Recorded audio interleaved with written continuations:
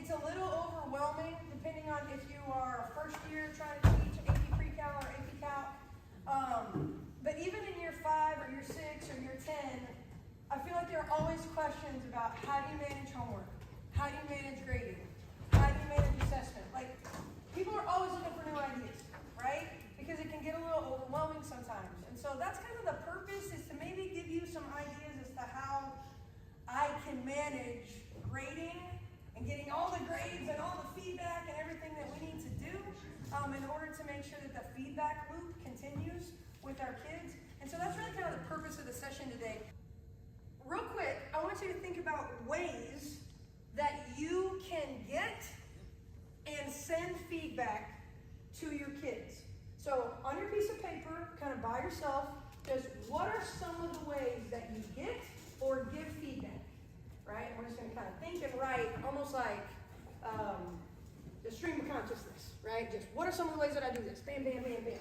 So I'll give you guys a couple of minutes to 90 seconds, just talk about what y'all do to get feedback, and then we're going to kind of bring it all together. I'll kind of tell you what I do. I have a problem in small group.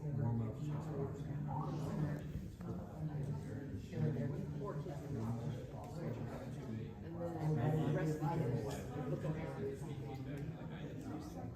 and they don't agree. Where did you go?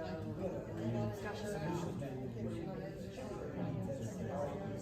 listening to the conversation during the week. I don't always know, but it's great. Especially on things that presentation on, so I showed that that's great. And so when we started getting to that point, we got several of the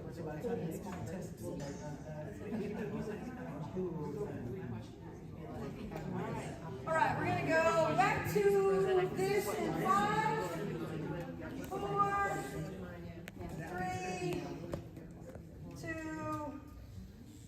1. Okay.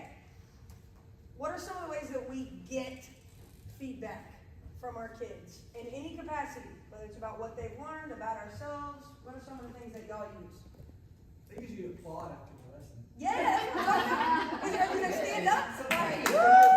There should be some cheers involved. That was a good. So yeah, I mean, if they do that, I want you to film it. I want you to just post it and just, yes. See, I feel like mine could be the other way, which is what I call the fish eyes, that are like, what the frick is I that? know. Okay, so I get that a lot. let's talk about that. That is feedback, right? Now, sometimes it's feedback where like kids are being kids.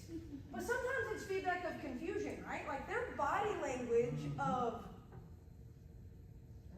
like, that's feedback, right? And so how can we use that to adjust our lesson, right? To maybe slow down, to maybe give them a moment to talk in their groups, but I'm going to go address that kid real quick, right?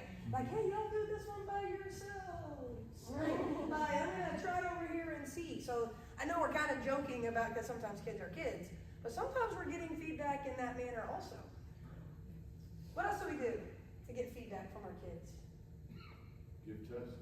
Sure, absolutely, right? What are they doing, right? It's an exam, it's an assessment, right? So I'm getting feedback on what they've mastered and what they've learned from the last week, 2 weeks, like whatever it may be. What else? Warm-ups, exit tickets, those kind of things. There you go.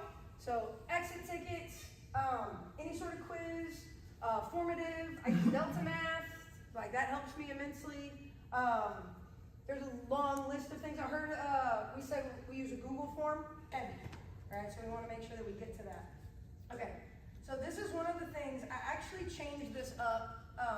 There's a few things I've always believed in, and there's a few things that I did differently this year, and it worked out incredibly well. Here's the challenge. Number one, I just want to spend all week after they take a test grading, right? And I have 120 kids. Now, some of y'all have 30, right? Some of you have a couple of sections, and some of you have more than I have because you have other classes. But I have 120 kids in calculus. That's a lot. So it's like, how can I do this, right? And not kill myself. The other challenge of assessment is this. Somewhere between 70% and 100% will get them a 5 on the AP exam, right? Around 70. Sometimes it's 65, sometimes it's even more than that, right? So that's a very general estimate.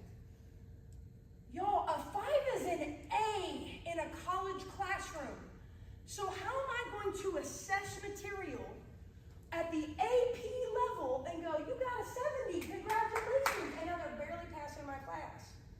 So I've got to be able to assess at the AP standards, right? So what I do and what I've always done and what I really believe in is corrections. I really believe in corrections. Number one, I'll be glad to give you a digital copy of this if that's something that you'd like. But this is what I use. I think this is probably a game changer for my program, right, and how we run calculus. Now, if you are interested in what I do for my assessments, I'm going to show you that as well, like what does your unit test look like. But if you're talking about just like how do we get the grades of the assessments to balance, this is it.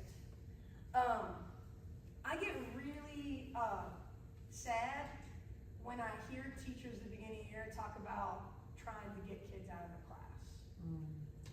Like it makes my heart hurt when I like, man, they're not ready for this. They gotta go. Like, but why?